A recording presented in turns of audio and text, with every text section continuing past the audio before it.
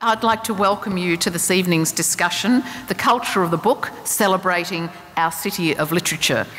My name is Louise Adler and my day job is Chief Executive of Melbourne University Publishing, and in my spare time I'm proud to be the President of the Australian Publishers Association. Tonight we really am delighted to have a terrific lineup of speakers. Each of them has devoted their professional lives, and I dare to presume probably their private and personal lives, to celebrating books. So let's now hear from the experts. Our first speaker tonight is Des Cowley. He's the Rare Printed Collections Manager at the State Library. He has a particular interest in artists' books and has over 20 years of experience working with the library's rare books collection. He's the co-curator of the State Library's permanent exhibition, Mirror of the World, Books and Ideas, and the co-author of The World of the Book. Additionally, Des Cowley is the co-curator with Robert Heather of Fine Impressions, Printmaking and Artists' Books in Melbourne, 1999 to 2010, a past exhibition at the State Library, Victoria. I should also tell you that I had the pleasure of serving on one of the Victorian Premier's Literary Award judging panels with Des, who you might think is a man of, a boffin, a bibliophile, a kind of arcane, expert on very special books. I found him to be the most erudite, engaged and enthusiastic reader of contemporary fiction that I had encountered in a long time. Please welcome Des Cowley to the panel.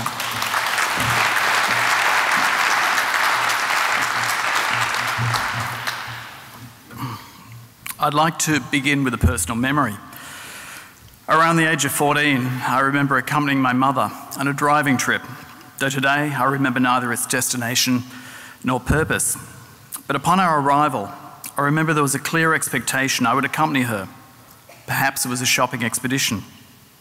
As she opened her car door, she looked at me, and I remember I held up the book I was reading and told her I'd prefer to wait in the car until she returned and read. I read a lot in those days, and in hindsight, I can see the frustration this must at times have caused my mother. Books, she snapped that day. Where do you think all these books will get you? At the time, neither of us knew the answer to this question. But 40 years on, I can answer that books have been good to me. They have been, I realise, one of the few continuous threads that have carried through my life thus far. Books have certainly kept me gainfully employed. For a brief period in my early 20s, I worked in publishing, and this was followed by several years as a bookseller. But by far my longest tenure has been the State Library of Victoria, where I've worked for some 25 years, much of that time with the library's rare books collection. It was not that I ever wanted to become a librarian, though I have come to respect a profession that works, often selflessly, to collect our historical legacy and ensure it's preserved and made available into the future. No, I first fell in love with the building. While working at a bookshop in Swanston Street, I would visit the State Library during my lunch hours and sit in the dome reading room, reading books I'd plucked from the shelves. From there, I could peer up into the upper alcoves and see the rows and rows of books that seemingly wound up floor by floor to the heavens. For me, in those days, the ideal library was best described in the short stories of the Argentinian writer Jorge Luis Borges, both Paradise and Labyrinth. When I first began working at the State Library, I would wander the underground passageways connecting the various buildings, or wind my way up the circular wrought iron staircases, or through the stacks that seemingly went on forever. It's not as though I believed I could ever read more than a fraction of these books that surrounded me. But just running my eyes over those arcane titles, many presumably unread for 100 years, touching the worn leather spines, would bring to mind the words of the French poet Stéphane Mallarmé: everything exists to end up in a book. The library, in fact, felt like an infinite book.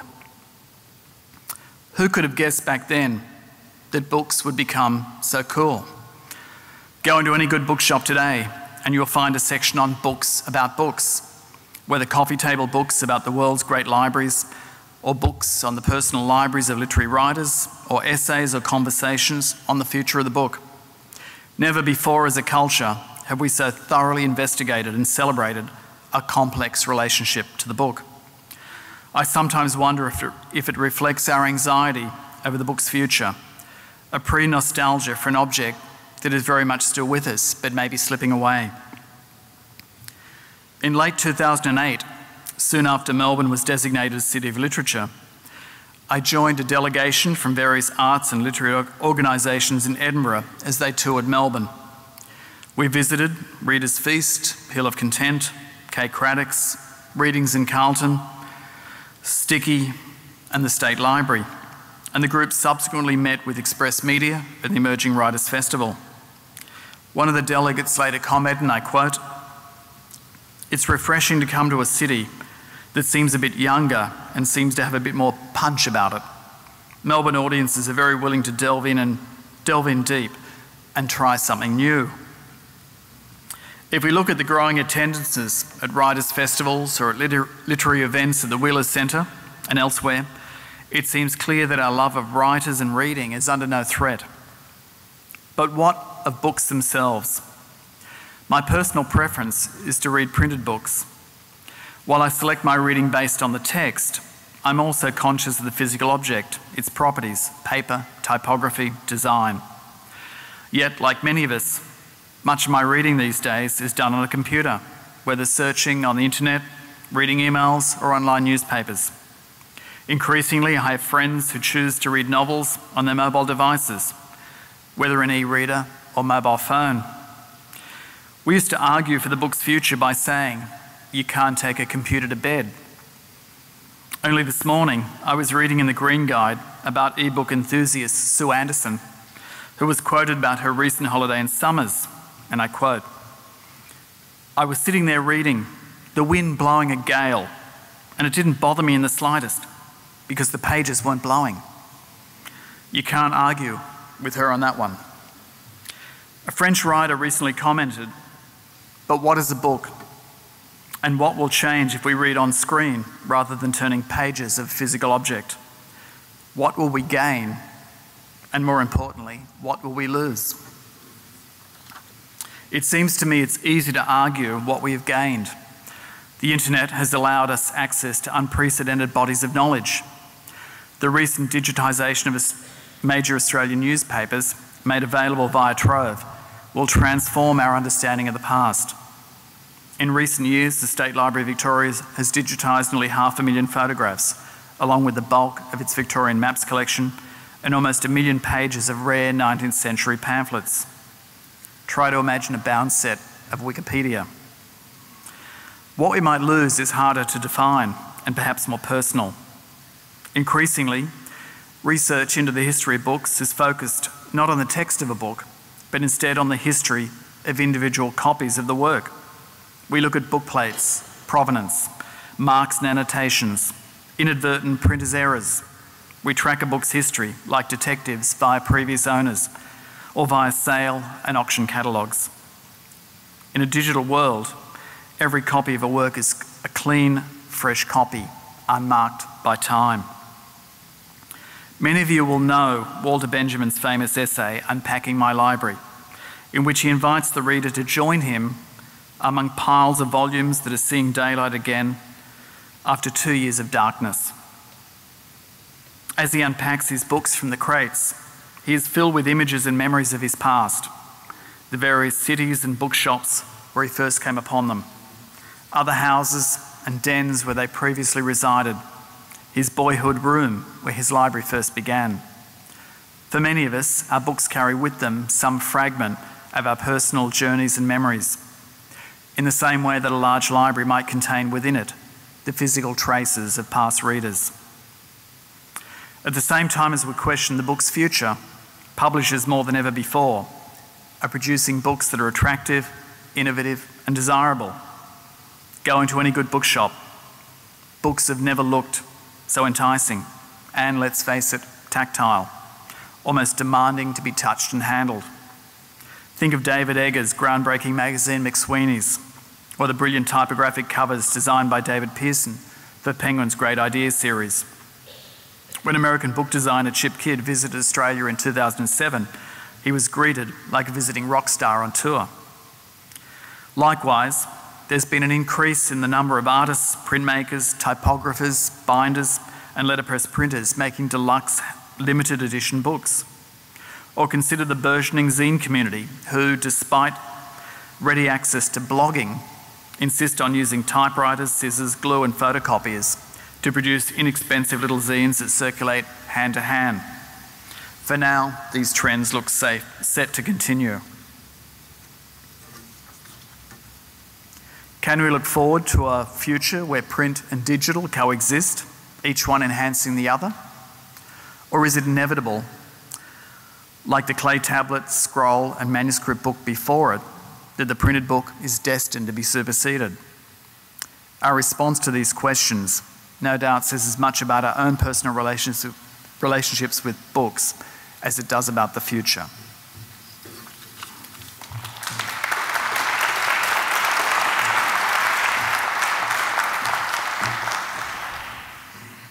I think we'll probably have a vigorous generational debate with the audience later. I think we're all we can feel the books as Des spoke, but I think there are those of us who've been known to take the iPad into the bath, never mind to the beach. And I don't think you can electrocute yourself with an iPad. I haven't dropped it, I should say, but I wonder. I'm told that it's not good for the iPad, but anyway. Our next speaker is Mary Delmo. She's the Director and General Manager of Reader's Feast Bookstore and has been working as a vocational bookseller in Melbourne since 1977. A librarian by training, she has been President of the Australian Booksellers Association, a judge on many national book awards, a volunteer to the library community and the General Manager of Reader's Feast Bookstore since its opening in 1991. She's also been the instigator behind many of Melbourne's literary events.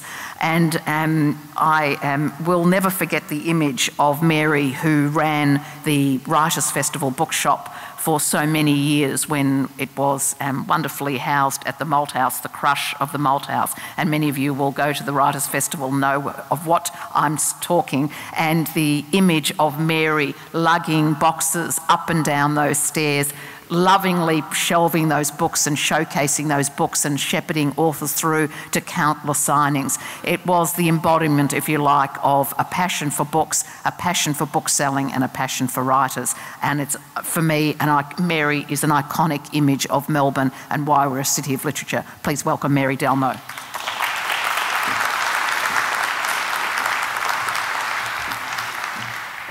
Thank you, Louise. Good evening, everyone. In 1977, I was at the end of the second year of my librarianship degree at RMIT, and I decided I needed to get a job, and I went to Myer Melbourne, and they looked at what I was studying, and they said, "Oh, you'll want the book department." And I said, "Oh, books or jewellery," which was the other great passion. 30-some years on, I'm glad we went to the book department because I couldn't afford to be a jeweller, I don't think. But that was not a surprise to my parents. I grew up in a family of 7 kids with our grandmother living with us, with our 10 cousins next door. Dad did 3 jobs to put us through school, and yet my grandmother, legend has it, would tell my mother, "You will never raise that child. She never sleeps. She's always reading." So I am predisposed to this life that I've led amongst books. In 2006, I took an exhibition to Ireland about Ned Cowley. And after that trip, I went on to Barcelona, and that's my heritage, Irish and Spanish. I was delighted to find in Ireland that in Listowel, which is in County Kerry, they run the oldest literary festival in that country. Now, Ireland has a wonderful literary history, so I thought that's very nice that my family connections are with that particular village. When I got to Girona out of Barcelona, I looked up and there was the Delmo bookshop. And I went in, and Isabella Delmo ran it, and when she saw my card with the same surname, you could tell the surprise on her face. I don't speak Catalan, she didn't speak English, but we knew we were connected. So I decided that I'm genetically coded for this. There was nothing else I could do, and please God, books will be around long enough to see me out. As I said, we grew up in a poor family, and yet every Christmas I got books. And it's that connection that led to where I am today. It is something about the physical book for me that surrounds my life and informs my life.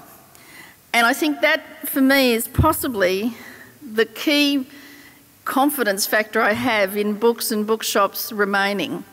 It's the conduit that they are for the human experience and how we can discuss that amongst ourselves. I know you can read books. I hear tell you can read books online. I know that you can download and you can get ebooks and all the rest of it. I just don't know that you can have many conversations that way. I was speaking with Alison, who is Kay Craddock's colleague, last week, and she said to me, do you think in 10 or 15 years people will be saying, or will be attempting to say, I'd like you to see my ebook collection? It's not going to be the same as walking into someone's library of physical books. Over the life of my career in bookselling, the landscape has changed almost beyond recognition. I did start at Myers in 1977, and at that time that was the largest single bookselling operation in the Southern Hemisphere. As Susan Riley pointed out, we have a great history in Melbourne of reading, of housing writers and readers and bookshops and libraries. That department took up the whole ground floor of Lonsdale Street, and it was a very busy and very successful business. But it was very much the family reader. It was people coming in choosing presents. It was families coming in. It wasn't anything particularly elite or special about it. It was very much that the Melburnians had their bookshop through Myers in a non-threatening environment. I moved then to the Angus and Robertson on Elizabeth Street, and that was different. There were more dedicated readers that we would find there, but still very much a family outlook. And then I opened Reader's Feast in '91. I came to open that because the then owner of the building on the corner of Burke and Swanson Street wanted a bookshop. He had visited America, he had family connections in America, and he loved the American bookstores. And for him that was bookshops with chairs, bookshops with nice music, places where you stayed for hours. That model eventually came here in the form of Borders, and I was asked at the time, would that succeed? And I said, well, it works in the States largely because it's a cultural thing for them, and I knew this because I'd visited a brother who lived there over 16 years. It wasn't unusual to go and stay in a bookshop for a whole Sunday afternoon. But I said, in Australia, if it's the summertime and you've got a choice between a bookshop and a beach, you'll go to the beach. So it culturally was a challenge, I thought, to have people come and stay in your bookstore for many hours. Yet, at the same time, bookstores were very much havens. And that's been my experience. Our store has been part and parcel, I like to think, of the broader community. I have never, ever described myself as a retailer. I've only ever said I'm a bookseller. And for me, the difference is that we're not simply a commercial enterprise. There is more to it. We're part and parcel of the community and the discussion in the community. It's about who we are. We learn who we are through reading, through what our writers present us with. We understand our contemporary world through books. And the bookshop has been the conduit traditionally through which those ideas and opinions came to all of us as readers. I'm very proud of the fact that some years ago we got 2 paragraphs in a man's eulogy, and I thought that's pretty good for what is ostensibly a business. And it turned out that we had been significant in that man's life because we had been non-judgmental, we had been welcoming, and we were happy to talk with him on all manner of subjects based on his reading interests. Again, a few years ago, I noticed a woman hovering at the door, and this was on the back of me having read some research out of the Australia Council that said reluctant readers are typically or often intimidated by bookshops. And I found that both staggering and disturbing because to me, being in a bookshop is like breathing. I noticed this woman hovering. She would have been in her 60s. I went and said hello, and it turned out she'd never been in a bookstore. And she was only there because a woman who had been looking after her through illness was a reader and she wanted to give her a present. We organised that, and then I said, now I want you to choose a book and I'm going to give it to you, and all I want you to do is in a month come back and tell me if you liked it. And she did come back, and she came back for many years and became an avid reader. And she once said to me, Mary, I've lived in Kensington in the high-rise flats all my life, and now I live in the world. And I thought, that's it. That's what books do for us. I invited her to come in and tried to get her to be a reader because I just can't imagine a world without books. Another example of what we as booksellers can do, I think, is keep the conversation going. Imbue this community, the broader community, with what's important. In all the noise of the world, and particularly nowadays with technology and the like, we can get distracted. A few years ago, I was in my office, such as it is. It was 2 in the morning, and I was finishing a book guide, and I was reading books to review. And I picked up a book called Listening to Country by Ros Moriarty, and I didn't leave till 4 o'clock. I was reading that book, and I was so taken with it. And it's Ros's memoir of visiting her husband's family in the Northern Territory and performing ceremony with them as they went out into the land. Her husband John had been part of the stolen generation, and he had been taken from his family and didn't reconnect with them for many years, but now thankfully through their family they connect with them and are part and parcel of their lives. In that book there is a paragraph describing John and Ros standing on the tarmac of Osaka as a plane, a Qantas plane, came out of the grey sky, and the Qantas plane is the one with the Aboriginal colours on it, and that was their plane. They were the designers of it. And John standing there with the world media watching, and he's saying, this is so hard to reconcile.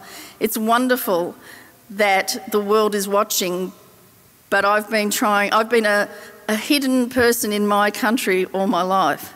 So again, through me reading that book that night, connecting with Ros Moriarty and listening to their story, my life has been enriched, and I in turn have passed that on to now well over 2,000 people, that book. It doesn't always work out that way. Many years ago I read a book called Shadow of the Wind, and I loved it, set in Barcelona.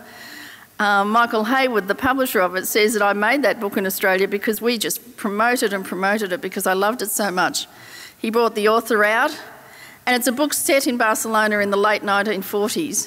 And my image of the author was completely different to how he turned up. He'd been living in Los Angeles for many years. He had the turned baseball cap. He was chewing gum. And I thought, oh, no. No, don't spoil it for me. Anyway, he's a very nice fellow. And he was very taken with my surname being Catalan. And a couple of years later, Michael rang me and said, Mary, he's written another book and he's put a bookseller in it with the name Delmo, just for you.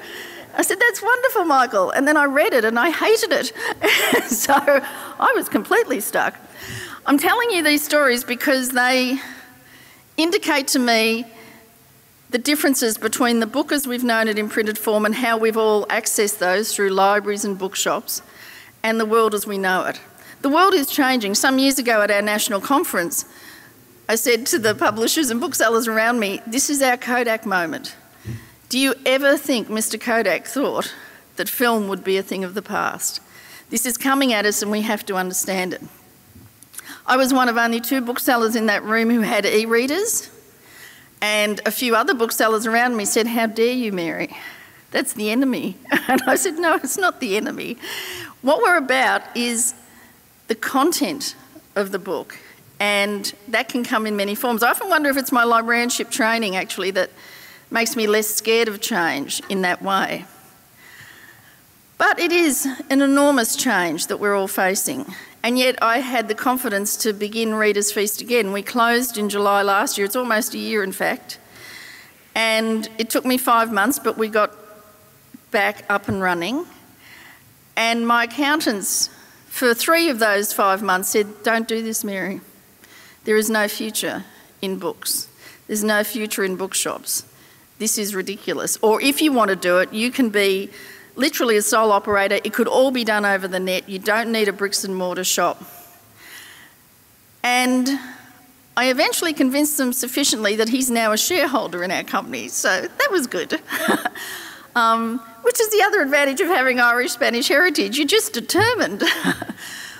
But he's seen that there is something different about the way readers connect with the people through whom they're getting their books. Now, I'm sure that many of you read ebooks and have e-readers.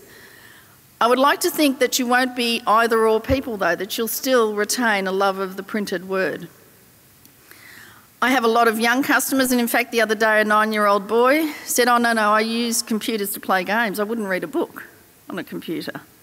So I tend to not be too worried about the notion of the generational change here. I also acknowledge very much the beauty of the book as an object, and I think that is a legitimate and telling fact that will keep books in print for many years yet. But I do know the world's changing and we've just got to go with it. I think the biggest thing though is it's the human contact. It's the woman who came across our door for the first time. It's connecting with an author. It's talking with our customers about books, all of which makes the experience of actually being in a bookshop different to sitting at home and downloading books.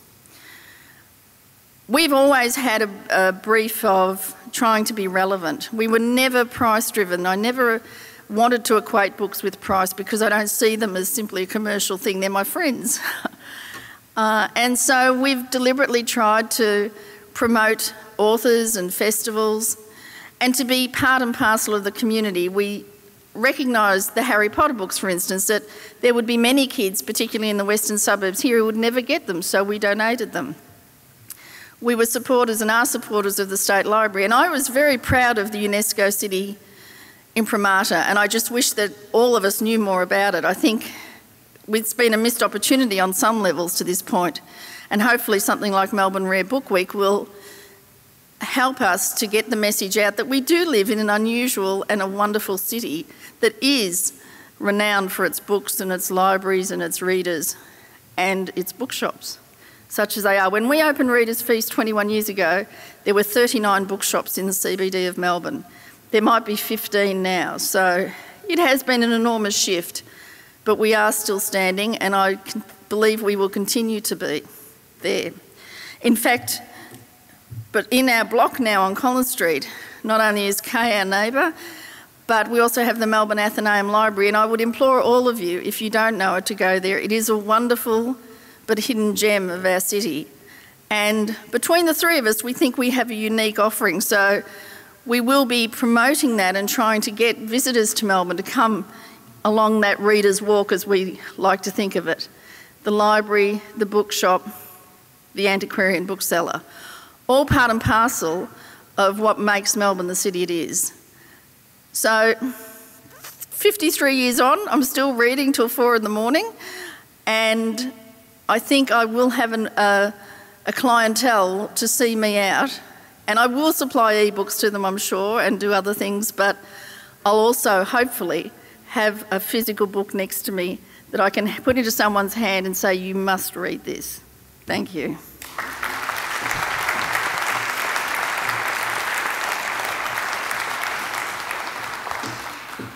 Thank you very much, Mary, for that paean to the book. Douglas Stuart is our next speaker. Douglas Stuart of Fine Books has been dealing in rare books and antiquarian items since 1995, when he trained with some of Australia's leading dealers at a very, very young age, I would say. Douglas Stuart Fine Books is a Melbourne-based company which buys and sells historical Australian and international works with a fresh and youthful perspective. Douglas is also an Australian-New Zealand Association of Antiquarian Booksellers member and deals in very fine material, exhibits at overseas book fairs, and is known as a rising star of the book trade. Please join me in welcoming Douglas Stuart.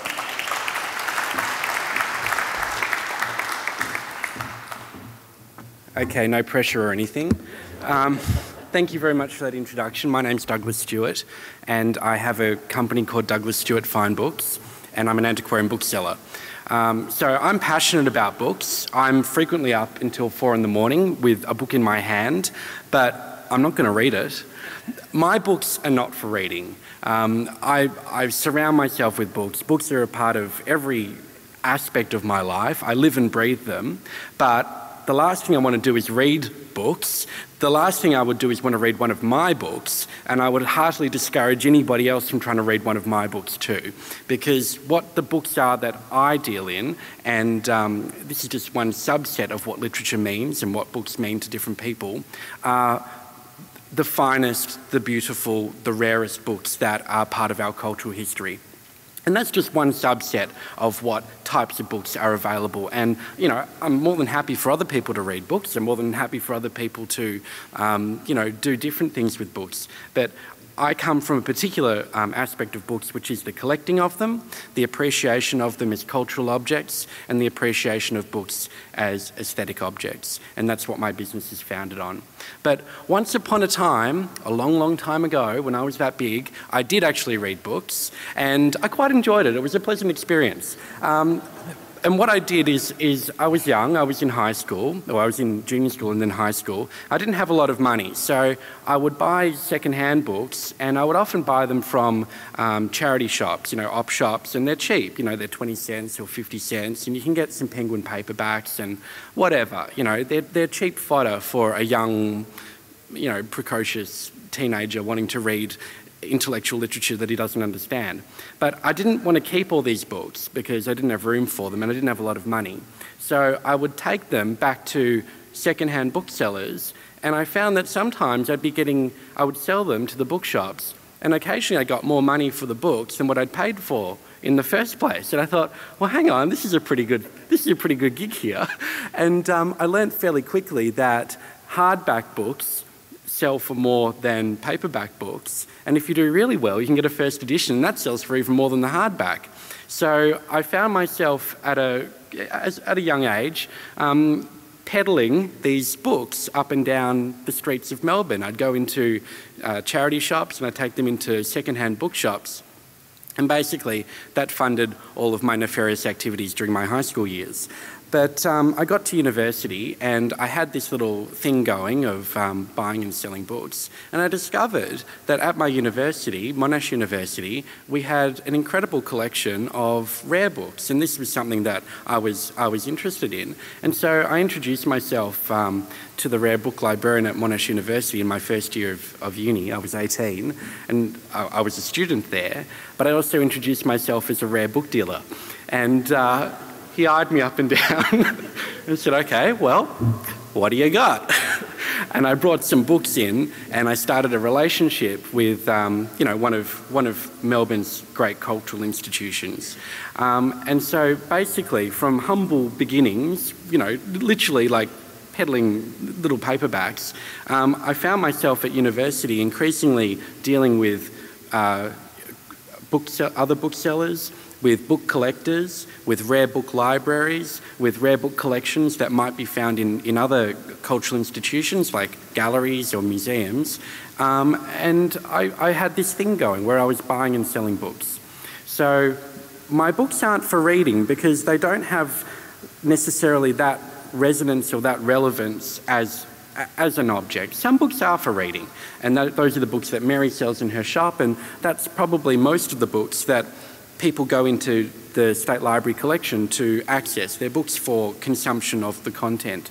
But the types of books that I'm interested in is, and this is something I learnt from visiting the bookshops in Melbourne, is the physicality of them. Like, why is a hardback, you know, more interesting in some cases than a paperback? Well, it might be because it's got this beautiful leather binding on it, which was hand carved, hand crafted, hand tooled by an artisan 200 years ago. And that's an object of virtue, that's an object of aesthetic value, that's an object which has got a resonance as an art form in and of itself. And in that circumstance, the content isn't that relevant. And I've sold several books at prices that are sometimes tens of thousands of dollars purely on the basis of something like the binding. Or it might be another aspect of the book. It might be the provenance of it. Like a book that sailed to Australia with the First Fleet has got a cultural resonance as an object which belies whatever the content is in it. And most books are fairly boring, so they don't run into a second edition because they couldn't sell the first edition. So anyone who tells you that first editions are rare, most books are first editions. They weren't worth reprinting. So what I do now as a rare book dealer is I use my base here in Melbourne and my business as the conduit for bringing wonderful treasures into Melbourne. Well, at least I think they're wonderful treasures. Other people occasionally agree with me. And also objects out to other collections. So as I was introduced, we do rare book fairs. Which is a lot of fun. They're like a trade fair, but it's like a little assembly of all of these rare book dealers from Japan and Switzerland and, you know, Australia and the United States. And we recently did a book fair in America, and we had an amazing collection of original letters and sketchbooks by a famous English author and illustrator, Walter Crane. And this found its way to Australia by descent. Somebody who was related to the artist, passed through the family, and it ended up here in Australia. We took that collection to America and we exhibited it, and we ended up selling it to Harvard University, which is one of the most important cultural institutions in the world. It's very famous, but also they have got the finest collection of Walter Crane material in the world. And it was just an interesting example of a path that you would never expect, this circuitous route where a famous English artist ended up with these watercolours and drawings and manuscripts here in Australia, and here in Melbourne, the City of Literature, we catalogue them, take them over to America, and they find their way in Harvard. It's quite extraordinary the paths that these books travel sometimes as they go through their journeys. And I feel we're very fortunate in terms of my business that we've been able to handle really some of the great cultural icons of the world of printing in terms of their content, but also in terms of books as objects.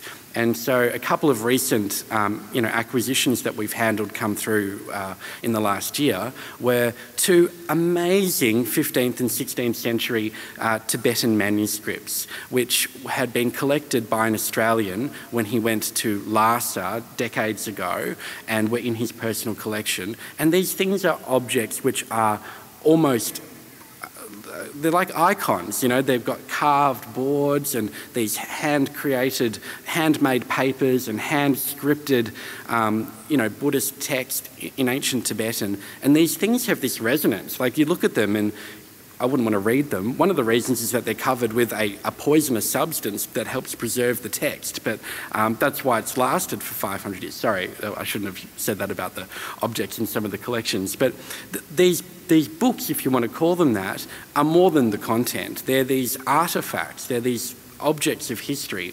And I feel privileged that those were able to go into the collection of the State Library of Victoria, because the State Library collection has got an incredible representation of the different cultures of the world through books. And this is an example of a cultural form of bookmaking that just wasn't able to be viewed, able to be accessed or represented in our state collection. So that was a privilege to handle.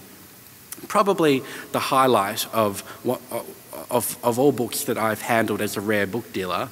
And this is something that, if you're into old books, you get excited about. If you don't know what it is, well, you're probably not that excited about it. But the very first book that was printed, prior to the printing of books were all handwritten as manuscripts. And it wasn't until a guy called Gutenberg perfected the technique of movable type, which is where you can rearrange the letters and make books over and over again. Mass production in its infancy. Gutenberg created the printing press in the Western world. And the first book, which is a famous book, is a Gutenberg Bible. Now, complete Gutenberg Bibles are unobtainable. You cannot buy a Gutenberg Bible. I've been asked by clients to search for one with a budget of several tens of millions of dollars, and for love of money, you cannot buy a Gutenberg Bible.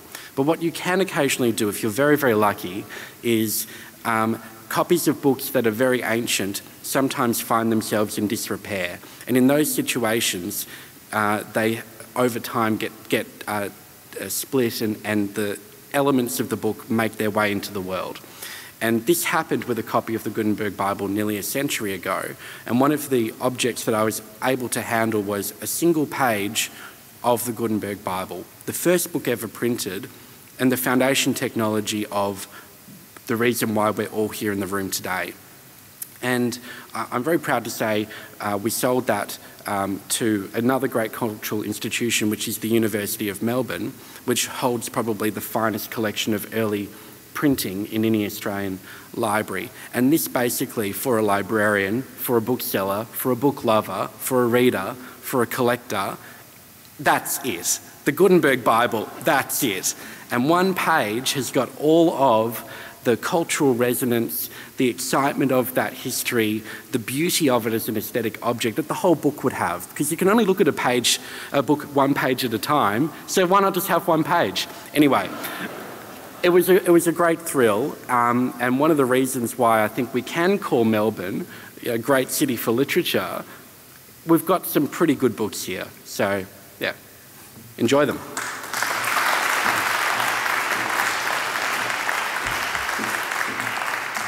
Well, our speakers tonight are nothing if not passionate, and our last speaker is no exception. Cheryl Arkell is the Project Director at Get Reading, Australia's largest annual celebration of books. She's been a book lover since she first read Where the Wild Things Are.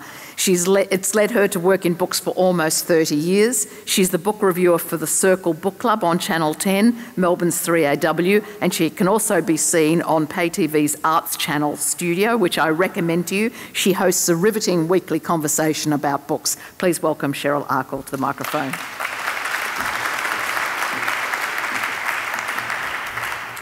My notes are on my iPad, but not to worry. It's really interesting to be here tonight, and thank you for inviting me. I'm not a Melbourneian, so I feel a little bit left out. However, I have lived here twice, and both those times I did work once with Mary Delmo at Reader's Feast, and the other I was book buyer at Myer Melbourne head office. So I do have a great connection. I also shoot the Circle from here in Melbourne, in South Yarra, and down the line with Dennis Walter on 3AW. So I'm kind of half. Okay, well, I'm going to talk to you about the uber popular, the phenomena, so to speak. I think what's really interesting in this time of conversation about, is the book dead or where is publishing going, it's not past tense, we are experiencing the biggest phenomena of all time in this country. And that phenomena is about reading and sex. Those two subjects seem to go together quite well, and I'm talking about 50 Shades of Grey. This has really genuinely been the biggest phenomena that's hit this country and indeed worldwide in a very long time. To date, 2 million copies of the three books. So it's 50 Shades of Grey, 50 Shades, I haven't read the other, 50 Shades something, and 50 Shades Freed. 2 million copies have been printed. That means that one in every 10 Australians have a copy of this book. Whether they've read it or not, they have a copy. Now, that has led me to start thinking about phenomena and what they do and how they impact the community, how they impact Melbourne, how they impact Australia, and how they impact the industry worldwide and readers. I think these books are not wedded to format. 50 Shades of Grey started off as an e-book. It's one of the very few trends that we've seen where a book has been published in e-book first and then moved to hard copy. It has sold I think 250,000 ebooks to date since its print, since its release. So therefore, the hard copy has actually outsold the ebook. I'm going to compare it to some other books for you, just so you get a sense of these phenomena. The first phenomena I'm going to compare it to is Harry Potter. Now, that combined sales in this country were over $1 million. Over 1 million units, I beg your pardon. And the other phenomena that are going on, even as we speak, are Games of Thrones, 300,000 copies. I mean, extraordinary sales for a fantasy title, and that's coming off the back of the TV series. So again, these are all sorts of mediums affecting what we're reading at the moment and what people choose to read. Hunger Games, right across all the editions, over 1 million copies sold. Now, that was only as recent as a few months ago. Da Vinci Code, I was working at Random House at the time, 1 million copies sold in this country, and we thought that that was the biggest phenomena of all time back then. And now we've got 2 million copies of 50 Shades of Grey. Just to give you an idea of how this relates to the usual sales of books, the usual sales of books are really driven usually by Mother's Day, Father's Day and Christmas. So when we're talking about people reading books and people buying books, and I'm going to give you some popular examples like Bryce Courtney, Matthew Riley, Di Morrissey, they usually sell to the tune of 100 to 150,000. So 2 million people beyond who usually frequent a bookstore or read a book have been reached by E.L. James. Another example I'll give you, probably one more suited to this audience, is Anna Funder, All That I Am. Now, that book's been a roaring success. It's won many awards, and it's a really good debut fiction novel. She's written non-fiction before that, but this is her first fiction. That has sold to the tune of $100,000 units. So you can see what I'm talking about when I say that 2 million copies is a phenomena. Why is that? I mean, why is this book selling? I mean, I think if any of us in this room could answer that, we'd probably all be millionaires.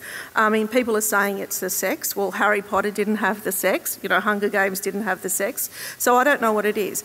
There is a general reading public. There are those that frequent independent bookshops all the time. Those people that don't feel intimidated by reading. Those people that like to read occasionally. Those people that write, you know, even reluctant readers might read a book a year. But when we talk about phenomena, that actually extends beyond that. I think with 2 million copies of a book printed, we are actually converting those that don't read. Maybe these people only read a book once in their lifetime, twice in their lifetime, 3 times in their lifetime. And that's why I think these books are so important for us as an industry. A lot of people actually poo-poo 50 Shades of Grey. People don't want to be seen holding it. People aren't proud to be buying it at a bookshop. But those people that don't read are. They don't care, you know, they're not really wedded to high literature. They're actually wedded to the story. And they're telling us that if a book is good and if it appeals to them, they're actually interested in reading it. It's an extraordinary, I think, time to be in this industry, to indeed be a bookseller, and to even be a book reviewer. I absolutely can't escape it. Even if I'm talking about Gabriel Garcia Marquez, the interviewer will always ask me about 50 Shades of Grey. For the last month, I can't have a conversation with the media without mentioning it. So there you go. I can't answer the question, but I am telling you that in times of difficulty, in times of doubt, in times of what format will we be reading, we have got the biggest phenomena on our hands of all time. And I think that that's pretty damn exciting, because what it does say is people just want to read. You give them the right stories and people want to read. That's it from me.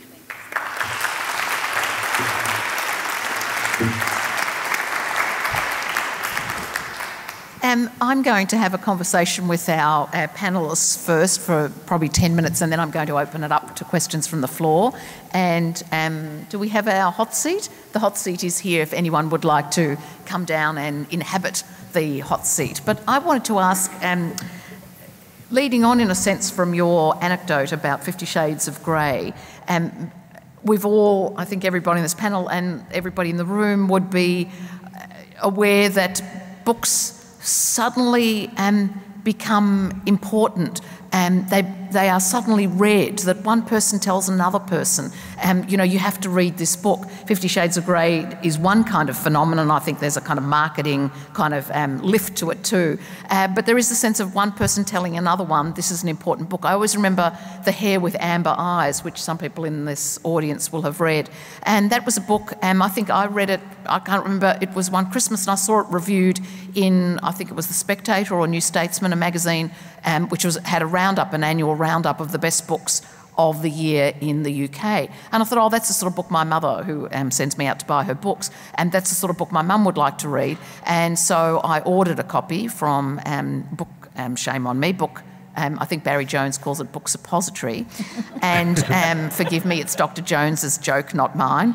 And I ordered it because it wasn't available here. By the time it arrived here, there were a few copies in Readings and The Avenue, but not many. But a reviewer reviewed it in The Age and in the Sydney Morning Herald. Suddenly someone told someone else this was a very moving book, a very interesting book, and you saw that. And Random, I remember talking to the publisher at Random House saying, oh, it's a remarkable book. And she says, it's suddenly taken off. It's really that old cliche of word of mouth. So I wondered whether any of you would like to talk about the word of mouth effect, because we see it with 50 Shades of Grey, but you've seen it, all of you would have seen it with other books that have come through. Louise, can I just say, I was working at Random House when the Da Vinci Code came out, and now I'm experiencing, seeing the phenomena of 50 Shades of Grey. There wasn't a lot of marketing behind Da Vinci Code when it came out. We actually only bought 5,000 copies into the country. It was the audience, it was the readers that told us that they wanted more, and it is that really strong word of mouth. I mean, 50 Shades of Grey, only 15,000 copies were bought into the country originally, were printed originally, and then the audience just started talking to each other. It just goes viral. Very little money has been spent on marketing, really, other than the package. There's not much more out there. Everybody is talking about it. I mean, I was talking to Dennis Walter on 3AW on Monday. We weren't talking about 50 Shades of Grey. We were talking about something else. The callers started calling in and everybody wanted to recommend it. So it is the power of recommendation. It's also the nightmare of booksellers in that, who knew? Who knew? And this is both the joy of bookselling and the frustration of bookselling. A customer came into us a couple of weeks ago and he was very upset that I didn't have a book that he wanted. Now, it was a book published 25 years ago. It is still in print. I had, in fact, only sold out the day before, but he said, and you call this a bookshop? And it was so deflating to all of us when we had, in fact, had that book. And I said to him, it is, I think, remarkable that had you been here 24 hours ago, you would have had that book. But books become so much of our personal desire, our interest, our lives, that we want to share them with others. And the difficulty for us is knowing which one of those 2 million people are going to want to share versus one person. It's the same phenomenon with rare books sometimes. You were mentioning you're getting new readers in who don't necessarily buy books, but they want to be part of this, ride on the bandwagon. And the same thing happened to me with rare books. I had a person who's not a book collector, had never bought a rare book in their life, but they phoned me up because they wanted a first edition of Harry Potter and the Philosopher's Stone. And that's one of the famous stories of publishing, because it was published by Bloomsbury in an edition of 500 copies, not knowing that it was going to be the phenomenon that it is. Now, 500 copies amongst a global reading market and a global collecting market is not a lot of copies to go around. And this is a very expensive book. This man had never bought a rare book before. He didn't really want to buy any more rare books after this, but he wanted that cultural icon from our time, rightly or wrongly, it's his money, Harry Potter and the Philosopher's Stone. Price tag, $50,000. Do you want my copy of 50 Shades of Grey? No, thank you. Just in case. No, he wants the leather-bound edition, and I'm sure they've got that for Christmas. I'm sure they have that for Christmas. Can I just say on that one, because it was fabulous. I remember, I think a reviewer in a London magazine who was a lowly character and was shipped off to interview J.K. Rowling when she published her first book, and she inscribed generously a copy of the first edition of the 500 copies, and was only been out a week. And he wrote a couple of years later that he took it back to the office, sighed, threw it in the bin, and moved on, because as if it was ever going to take off. So that's why they're rare. I think that whole point is and I've been involved in new bookshops, and every Christmas you would stock the shop and you would look around and think, which one is it? And no one would know. Yeah. And it was Stephanie's book one year. It was Harry Potter. It was Dan Brown. But you didn't know till it happened, and you could not predict. And that's the frustration that way. I mean, if you knew, And there'll be 100 clones of 50 Shades of Grey. And they're already coming. They'll all tank probably, and then something will come out of left field. So, the book trade is fascinating for that reason, that it will just come from somewhere and it's on. So maybe I can take us from the kind of inside the bookshop to the kind of larger, the metropolis, that is Melbourne and the city of literature and what that might mean. I mean, you've all talked about your own personal passion for books and why you think they're important, whatever the format. But what do we think collectively makes a city of literature? What do you think we need? Mary, perhaps you could start. Well, I declare now that I am a very disgruntled person on the City of Literature in Parramatta now compared to when it was first awarded to us. I thought it was a wonderful opportunity, and I thought it was a significant nod to all of this, including myself, who had worked over many years to create this love of books. Because that imprimatur, or that standing, was won on the back of a bid that simply described what happens in Melbourne. And what happened in Melbourne then was you had all of these bookshops thriving, you had festivals. I've been told by publishers that the Melbourne Festival, as I knew it, was the best in the country for book sales because Melbourne audiences were so engaged, so well read, had their questions ready. It was libraries and everything they do, from story time to helping new arrivals here to learn English through books. It was all of this fabric in our community. I think you could walk down Collins Street today and interview 100 people and not one of them necessarily would know we're a city of literature. And that worries me and it upsets me. And I think a lot of the attention has been taken by the Wheeler Centre, and I don't think that's right, in that it is about Victoria and Melbourne more generally. So I think what makes the city is what we won the bid on. It is having the bookshops. It's finding Highlands who specialise in military books. It's finding someone living and working out of the Abbotsford Convent writing away and hoping that their book will get published. It's the library in the local community. I did a talk. I went up to the Murrindindi Shire that had been affected by the bushfires. They asked would I come up and do an evening talk in their library, and it was wonderful to see that community brought together through the power of books. So that to me is what the city is, and that's what makes Melbourne a city of literature. It has always been the activity and the love of books amongst the general audience and the willingness to chat about books. I get stopped in the street by people who want to talk about books. I can't get to my doctor's without a double appointment because he wants to ask me what I've been reading. So that's who we are, thank goodness. All right, I'll just ask the other panels briefly. City of Literature, what's the recipe? I guess coming from Sydney, I'd say it's bad weather. I'm not quite sure what it is. I mean, there has always been a strong independent presence. And I think as we spoke about earlier, a lot of authors reside here and some of the major book publishers are here. We've got fantastic collections of rare books, that's really what I know about. And but they're mysterious as well. People don't get rare books, they're sort of this foreign, distant, unsure entity.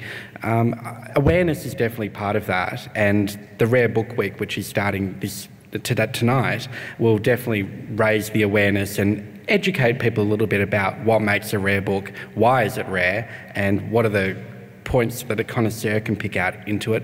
But at the end of the day as well, if people aren't interested, you can't make them get into it. If they don't want to read a book, you can't necessarily make them. If they don't want to collect a book, you can't make them collect a book. I think it's just about having availability and access on the resources that we already have available. Des? I'm a bit like Doug. I think certainly Melbourne is a centre for rare books in Australia. There's no other city in Australia that has such great collections, such activity, whether it's from the Rare Book Summer School. We kind of run Rare Book Week is extraordinary. I think Melbourne has great bookstores. It has a great antiquarian culture. I think the sort of, the dominant history of antiquarian culture has sort of been based in Melbourne, but also it's regional as well. I mean, Victoria is extraordinary, and I have to say I went to Clunes Booktown. It always fell on a weekend. I could never get there, and this year I went for the first time, and I was just stunned to see 60, 70 booksellers, over 10,000 people a day in this tiny Victorian town, and more books than I've ever seen. I was frightened. And I think, I think it's something that grows, and it's as good as we are as a contemporary culture. We can't sort of feed back on all the great writing in the past, and there's been great writing in Victoria. You know, a city of literature will be its present and its future, and everyone needs to kind of work towards that. And I do think there's a genuine appetite. I think, you know, we're always told at MUP, if you want to have an event, a literary event in Sydney, definitely don't have it on a Friday because people are partying. And, you know, you can fill this auditorium to capacity on a Friday with a political discussion. You know, bring two politicians together who've got books out and you can fill the auditorium again and again and again. I always remember the Deakin lectures and people piling in, 2,000 people piling into the town hall to hear people who are thinkers and who are writers think about the problems of our day. And I think that's great, you know, for those of us who are introverted and bookish, and the bad weather is excellent.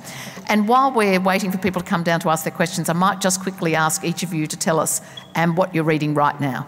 50 Shades Freed. I'm up to book 3. My books are not for reading. No, but what are you reading? I don't read them. I do different things with them. Depressing. It's not my thing. Mary. A new book by Tony Jordan that's due out in August called 9 Days, and I'm interspersing it with Sherlock Holmes. I had never, to my horror, read Sherlock Holmes, and I'm loving him. Des? I've been reading Jerome Monane's new book, A History of Books, which is a very, very strange book that I feel I can't recommend to any reader. But I've always found Jerome Monane's books, you know, quite amazing. The Plains is one of the great books, and it's great. It's been reissued by Text in part of the 1295 series. Now, I would recommend The Plains to everyone, but he's an acquired taste. He's eccentric, and I love the way that the Nobel Committee each year in Stockholm grapple away, wondering whether to give Gerald the Nobel Prize when he's such a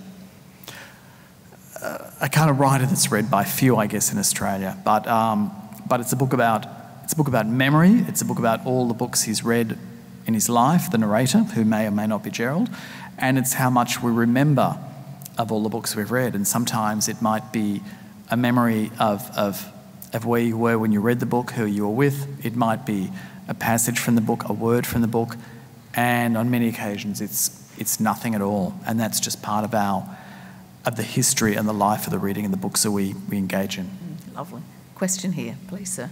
Thank you. My name's Hugh Kingsley, and I'm interested to explore the future of bookstores.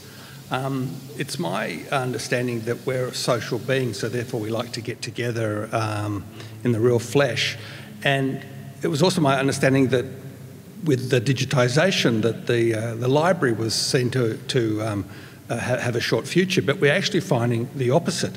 And I believe library attendance has grown rapidly. So what I'm wondering is, do we need to redesign what a community bookstore is all about as a place for people to come and connect and, as you were saying earlier, spend a whole afternoon exploring literature and related activities, but how to do it in a model that makes it viable for a bookseller?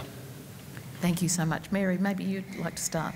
Yeah, I do volunteer work on a local library committee, and I'm constantly amazed and encouraged by their figures of the usage of that library and the vital role it plays in the community. And it is about connection, and that's what it is for us too. I know it's 1:10 on a Thursday because Mr. Hudson will be in, and Mr. Hudson may or may not always buy a book, but he's connecting with us. When I looked to reopen, I knew that it was critical that all of my colleagues came with me. 3 people with me have worked with me for 30 years and the rest all have 20 years in, and I knew that the success of our business was not about what books we had on the shelves, what price they were, or what the physical space was. It was about the bookseller, and that to me is the vital part. And it's trying to get the mix right. The biggest difficulty and why you've seen so many bookstores fall over is the costs incurred in keeping that running. And so this model that we've had always was about our understanding that we wanted to talk about books with people and they wanted to talk with us about them. And it was that simple, and how I could make that happen. I think we possibly had too many bookstores at one stage. You know, you could go into a shopping centre and there were 6 different bookshops you could choose from, and we all largely had the same books. When I ran Angus and Robinson, we were next door to Collins, and I used to think, what's the difference here? And the difference was simply that we knew books, potentially more so than perhaps all of the people working, or some of the people working next door to us. So there is a future. It's though a particular model. I think it's not, there's not a future for the price-driven bookshop, or the one that wants to profile themselves as price, because that's the internet, that's gone. And I don't know that it's so, the small local bookshop as much. I think that really is anchored by and depends on the willingness of the local community to support it. Some years back, when there was so much talk about the death of the book and my staff were so concerned, I said, look, if we become ye olde worldy bookshop in that we're the nostalgia, that's fine, we can do that.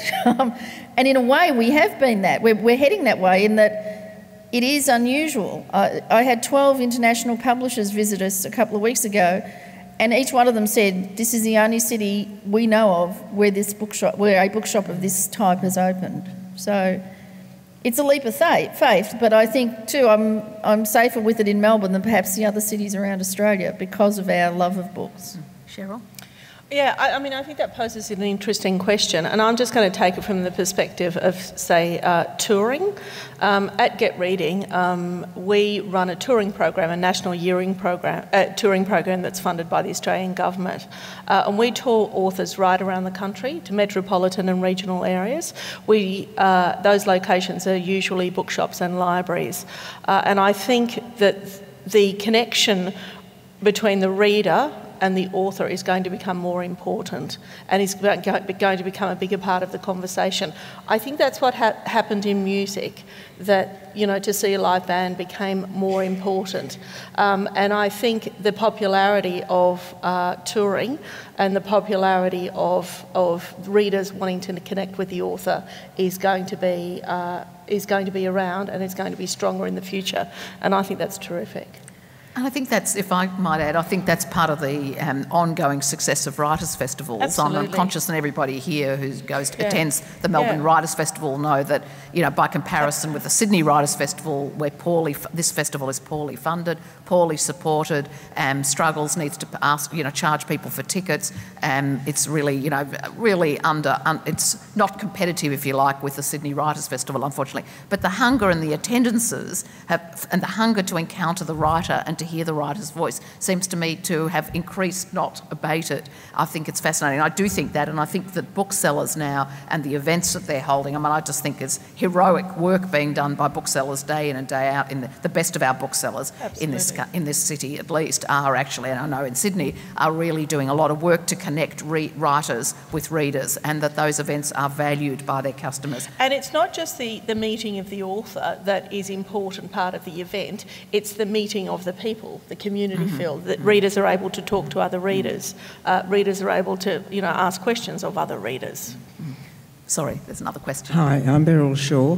As often with these events, I speak as the maverick in a sense, as a non-fiction author, and of course, for years, and I always will read fiction, love fiction, but where my books have been most successful have been non-fiction and my op-ed pieces.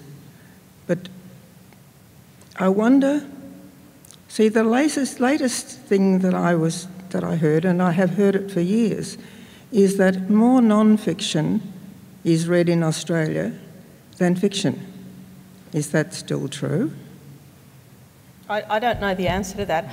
I know that when a non-fiction flies, it flies very high. And one that comes to mind now is that book, The Brain That Changed Itself. And I guess, you, Louise, would probably be better to talk about non-fiction. Memoirs, biography and popular non-fiction, when they fly very high. But I think that the preference here is fiction, and I think that if I may be, because I'm a non-fiction publisher and cranky, I think there's much more attention paid to fiction, although I'm a devotee of fiction personally, but as a publisher I think that much more attention is paid to fiction than to non-fiction in our reviewing. Our reviewers are much more attentive to that, the weight of response. But I agree with Cheryl that when non-fiction works, it really works, and you can sell the kinds of quantities that Cheryl was talking about for fiction, and you can see that, sports biographies from sports, sports celebrities, all that sort of thing, that they really can sell up, 50 to 100,000 copies very easily. So I think there's still an appetite. I think there's an increasing appetite and interest in biography and memoir.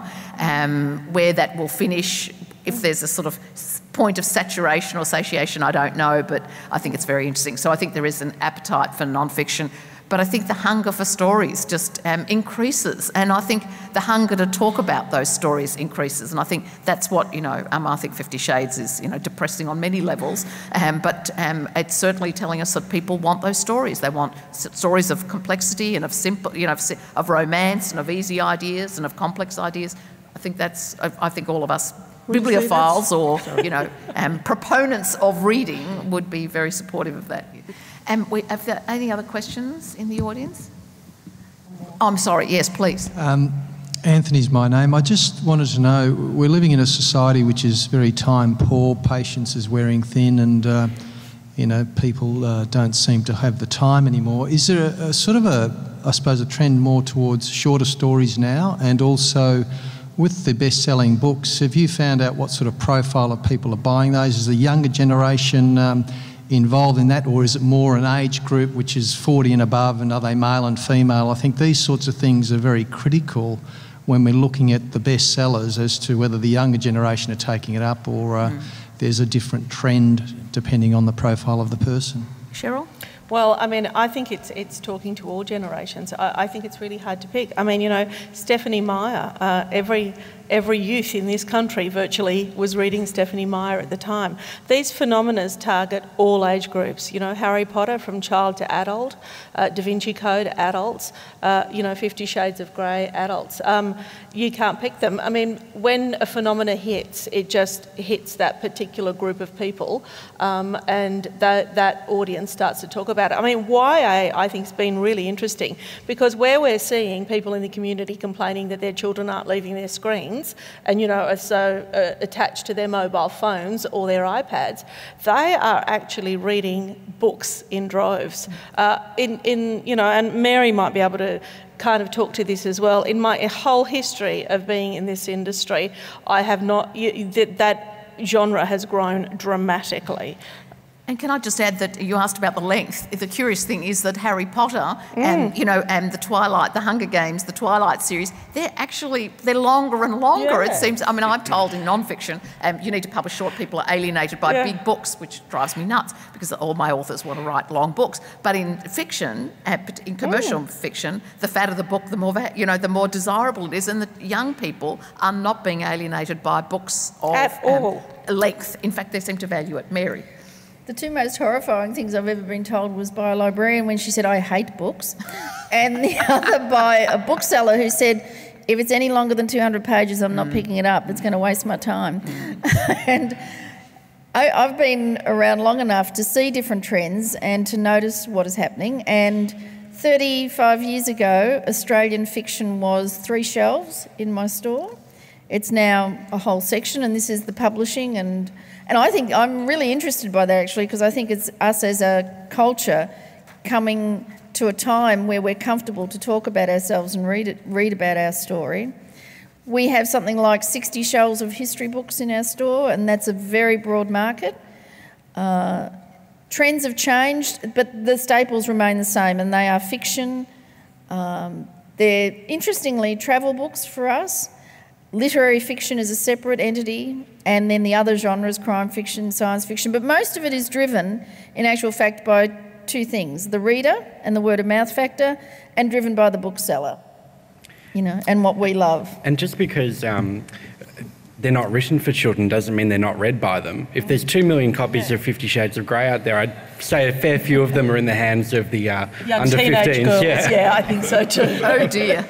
Can I just pick up on your point about time. I think that's a really critical issue. I mean, we're all time poor, and I found it really interesting recently that that the novella in Australia has always been a very, very difficult form. I remember when Delia Falconer, I think, with her Lost Thoughts of Soldiers, had trouble getting it published, and then when it came out in paperback, they needed to add 8 short stories to make it into a book. And then recently, Ivor Indig with Giramondo decided to follow on from a new directions in America with very, very short novels, short works of fiction, 100 pages, 120. And I think that's a great trend personally. There's fantastic possibilities for writing very short novellas, and we've always avoided that. And you can read it in one sitting, one night, and I would absolutely applaud, in terms of literary fiction, that kind of growth and trend, which almost recognises where we are with that time these days. Well, the Booker Prize winner, the Julian Barnes. Yes. Novella. Novella. Yeah. Sense of an Ending. Beautiful book.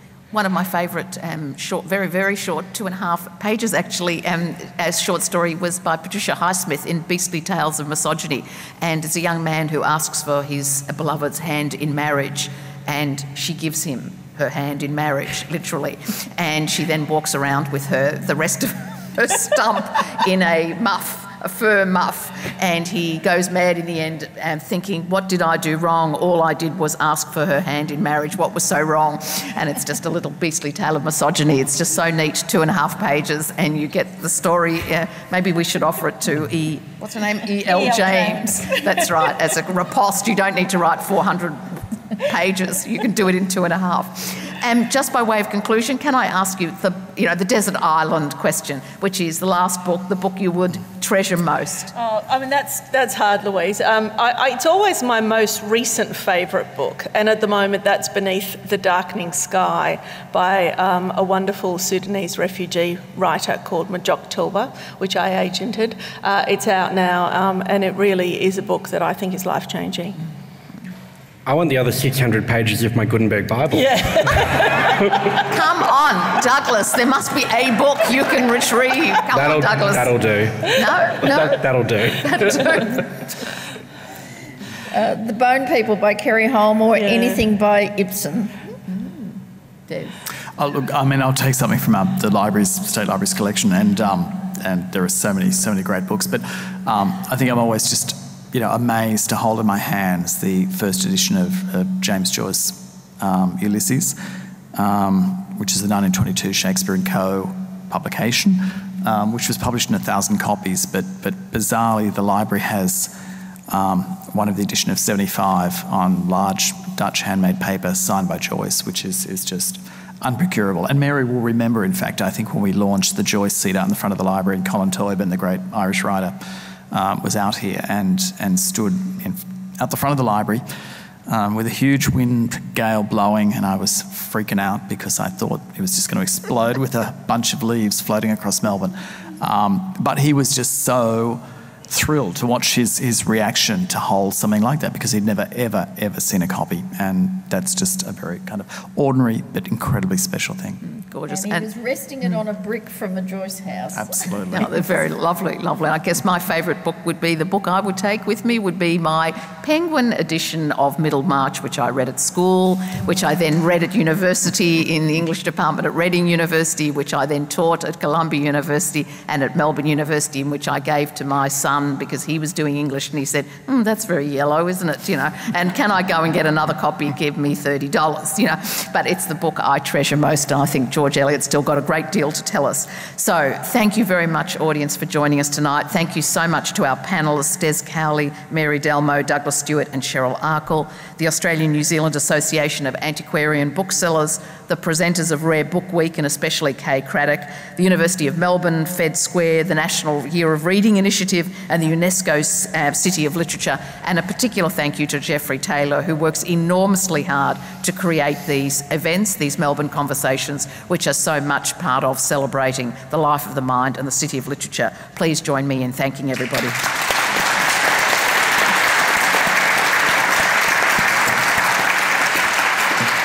And one final piece of housekeeping, I'd like to invite you to future events, and if you sign up at the desk or you send an email to melbourneconversations@melbournevic.com, .vic.gov.au. They'll be very happy to give you the details on future events. Thank you so much for joining us.